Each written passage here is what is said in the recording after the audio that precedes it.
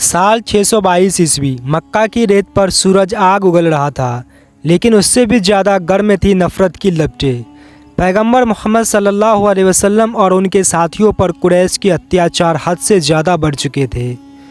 सारे परेशानियां झेलने के बाद उन्हें हुक्म हुआ कि वे लोग मक्का छोड़ दें और मदीना हिजरत कर दें। मदीना पहुंचने के बाद मुसलमानों ने सांस तो ली, लेकिन कुरैश की दुश्मनी वहीं ख़त्म नहीं हुई।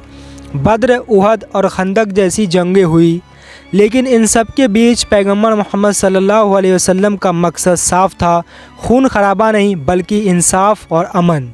साल 628 ईस्वी पैगंबर सल्लल्लाहु अलैहि वसल्लम और 1400 मुसलमान उम्रा करने मक्का की तरफ बढ़े, लेकिन कुरैश ने उन्हें मक्का में घुसने नहीं दिया।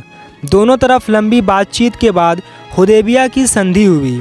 इस संधि में यह तय हुआ कि मुसलमान उस साल उम्रा नहीं करेंगे, लेकिन अगले साल आ सकेंगे।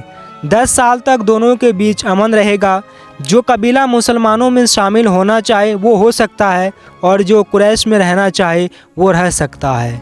बाहरी तौर पर यह समझौता मुसलमानों के खिलाफ लग रहा था, लेकिन पैगंबर सल्लल्लाहु अलैहि वसल्लम ने दूर की सोच रखी। उन्हें मालूम था कि ये अमन का दौर है, इस्लाम का पैगाम फैलाने में मदद करेगा। 2 साल भी नहीं गुजरे थे कि संधि टूट गई। कुरैश के साथ जुड़े बनु बकर कबीले ने मुसलमानों के साथ जुड़े बनु खुजा पर हमला कर दिया। इस हमले ने कुरैश ने छुपकर मदद की, हथियार दिए, लोग भेजे।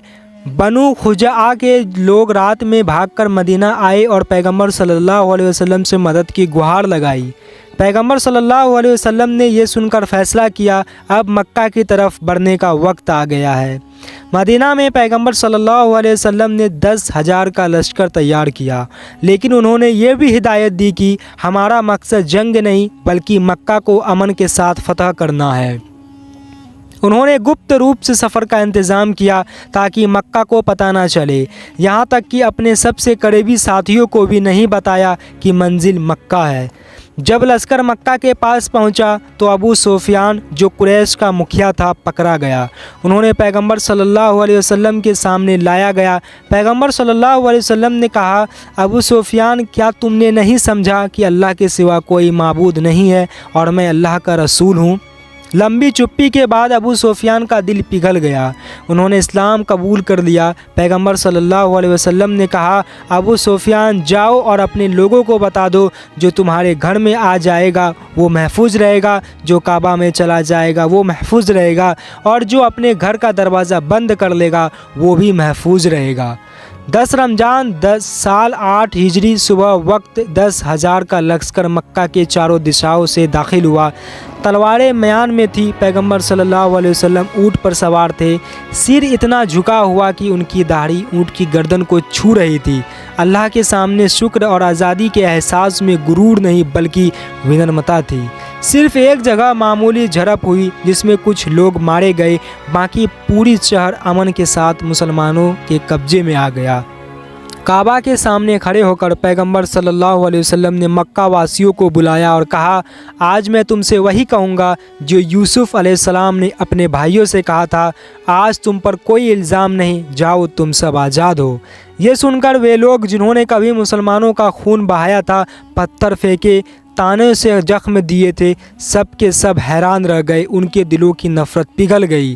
पैगंबर सल्लल्लाहु अलैहि वसल्लम काबा में दाखिल हुए। अंदर 360 बुत रखे थे। उन्होंने अपनी लकड़ी की छड़ी से बुतों को गिराते हुए कहा, हक आ गया है और बातिल मिट गया है, और बातिल जो मिटने नहीं वाला था। एक एक करके सारे बुत गिरा दिए। काबा को धोया गया और तौहीद की इबादत का ऐलान किया गया। मक्का की फ़तह इस्लाम के इतिहास की सबसे अहम मोड़ थी। अब अरब के कबीले बड़ी संख्या में इस्लाम में दाखिल होने लगे। अमन, इंसाफ और रहमत का पैगाम चारों तरफ फैल गया। मक्का की फ़तह इस बात का सबूत है कि असली ताकत तलवारों से नहीं बल्कि माफ़ी और रहमत से होती है। अगर पैगंबर सल्लल्लाहु अलैहि वसल्लम चाहते तो मक्का खून से लाल हो सकता था, लेकिन उन्होंने दुनिया को दिखा दिया, सबसे बड़ी जीत वो है जिसमें दुश्मन भी दोस्त बन जाए। अगर से आपको ये वीडियो पसंद आई है तो वीडियो को लाइक करें और चैनल को सब्सक्राइब करें।